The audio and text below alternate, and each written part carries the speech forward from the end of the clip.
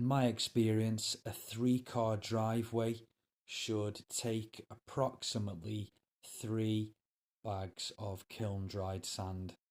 Just work it slowly across the surface, give it time to fall in between the gaps.